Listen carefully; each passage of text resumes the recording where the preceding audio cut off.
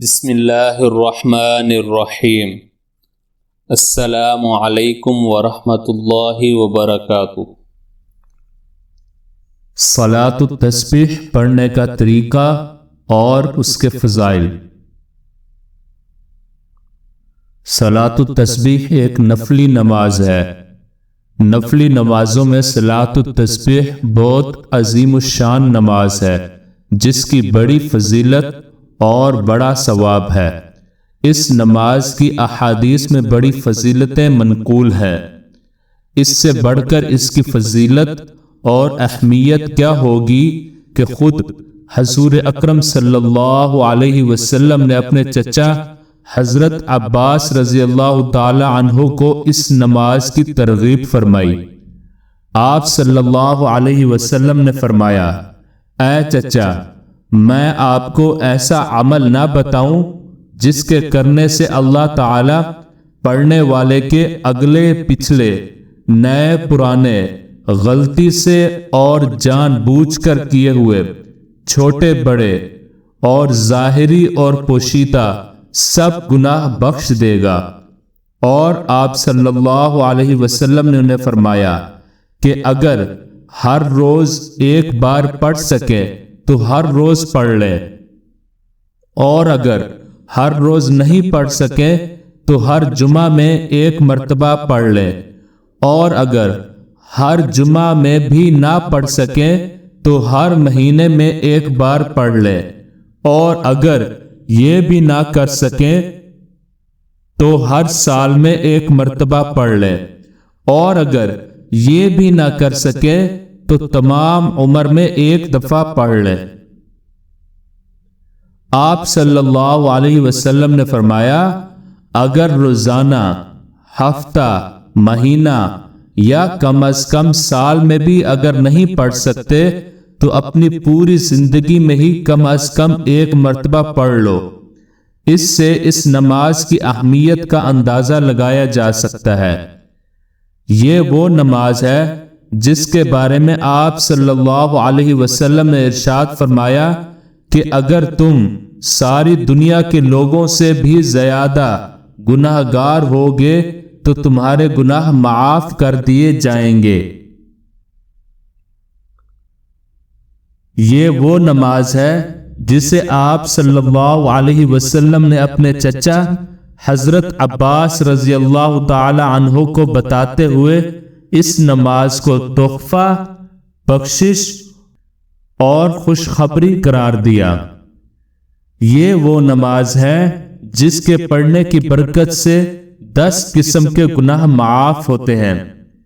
اگلے گناہ، پچھلے گناہ، قدیم گناہ، جدید گناہ، غلطی سے کیے ہوئے گناہ، جان بوجھ کر کیے ہوئے گناہ، صغیرہ گناہ، کبیرہ گناہ، چھپ چھپ کر کیے ہوئے گناہ، کھلم کھلا کیے ہوئے گناہ۔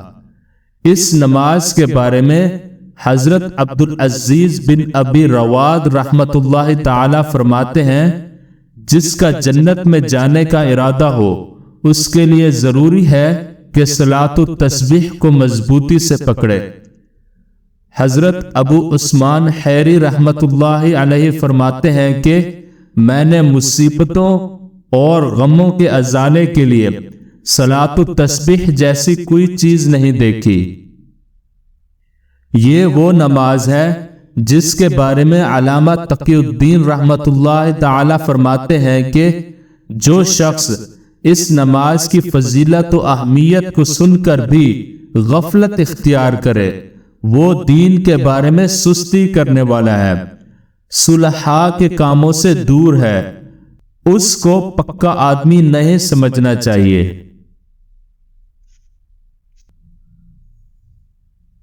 اس نماز کو پڑھتے ہوئے بندے کو 300 مرتبہ تیسرے کلمے کی صورت میں اللہ تعالی کی حمد و ثنا کرنے کی سعادت حاصل ہوتی ہے۔ تیسرا کلمہ، سبحان اللہ والحمد للہ ولا الہ الا اللہ واللہ اکبر۔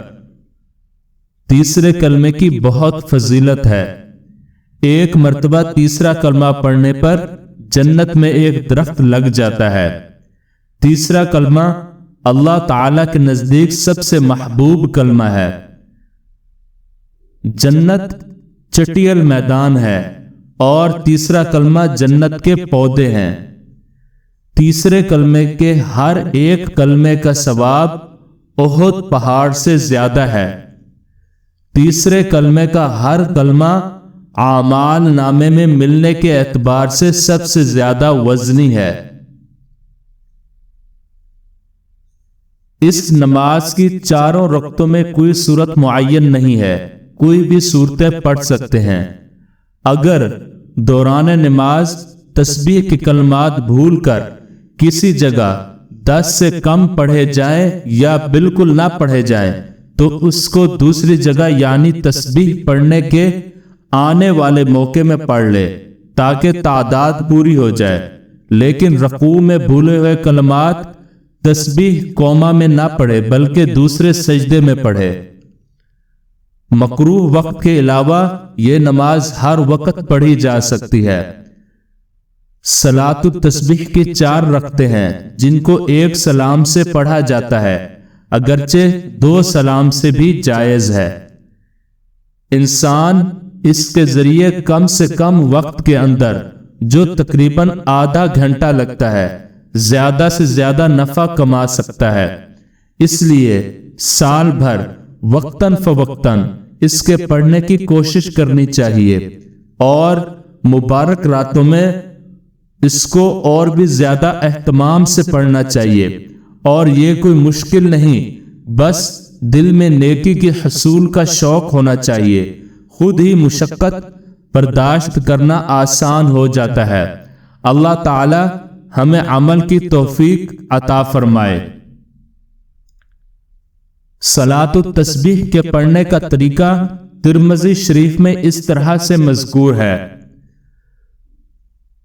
تکبیر تحریمہ کے بعد سبحانک اللہم پڑھے، پھر یہ کلمات 15 دفعہ پڑھے، سبحان اللہ والحمد للہ ولا الہ الا اللہ واللہ اکبر، پھر حسب دستور اعوذ باللہ، پھر بسم اللہ اور الحمد شریف، اور پھر سورہ پڑھے۔ پھر قیام میں ہی یعنی سورہ کے بعد رکوع میں جانے سے پہلے یہی تسبیح 10 مرتبہ پڑھے، پھر رکوع کرے اور رکوع کی تسبیح کے بعد وہی کلمات 10 بار کہے، پھر رکوع سے اٹھ کر قوما میں سمع اللہ لمن حمدہ اور ربنا لک الحمد کے بعد 10 بار، اور پھر دونوں سجدوں میں سجدے کی تسبیح کے بعد 10 بار، اور دونوں سجدوں کے درمیان بیٹھنے کی حالت میں یعنی جلسہ میں 10 بار وہی کلمات تسبیح کہے۔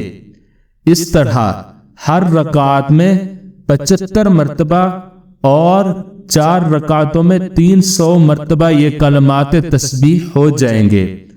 اور اگر ان کلمات کے بعد ولا حول ولا قوت الا باللہ العلی العظیم بھی ملا لے تو بہتر ہے، کیونکہ اس سے بہت ثواب ملتا ہے، اور ایک روایت میں ان الفاظ کی زیادتی بھی منقول ہے۔ اس تصویر میں آپ بآسانی صلاۃ التسبیح کے طریقہ کو سمجھ سکتے ہیں، جس میں تصویری شکل میں دکھایا گیا ہے کہ تکبیر تحریمہ کے بعد سبحانک اللہم پڑھے اور پھر 15 مرتبہ تیسرے کلمے کا ورد کرے۔ اس کے بعد حالت قیام میں ہی یعنی سورت کے بعد رکوع میں جانے سے پہلے وہی کلمات تسبیح 10 مرتبہ پڑھے۔ اس کے بعد رکوع میں رکوع کی تسبیح کے بعد وہی کلمات 10 مرتبہ کہے، اور پھر رکوع سے اٹھ کر قوما میں سمع اللہ لمن حمدہ اور ربنا لک الحمد کے بعد 10 بار یہی تیسرا کلمہ پڑھے، اور پھر دونوں سجدوں میں سجدے کی تسبیح کے بعد 10 بار، اور دونوں سجدوں کے درمیان بیٹھنے کی حالت میں یعنی جلسہ کی حالت میں 10 بار تیسرے کلمے کا ورد کرے۔ اس طرح ہر رکعت میں 75 مرتبہ اور 4 رکعتوں میں 30 مرتبہ یہ کلمہ پڑھا جائے گا۔ اللہ پاک ہمیں عمل کی توفیق عطا فرمائے، آمین۔ دوستو، اگر آپ کو ہماری ویڈیوز پسند آ رہی ہیں تو لائک کر دیجئے، اپنے دوستوں اور عزیزوں کو شیئر کیجئے اور چینل کو ضرور سبسکرائب کریں۔ اللہ نے چاہا تو یہ ویڈیوز کسی نہ کسی کے لیے ہدایت اور کامیابی کا ذریعہ بنیں گی انشاءاللہ۔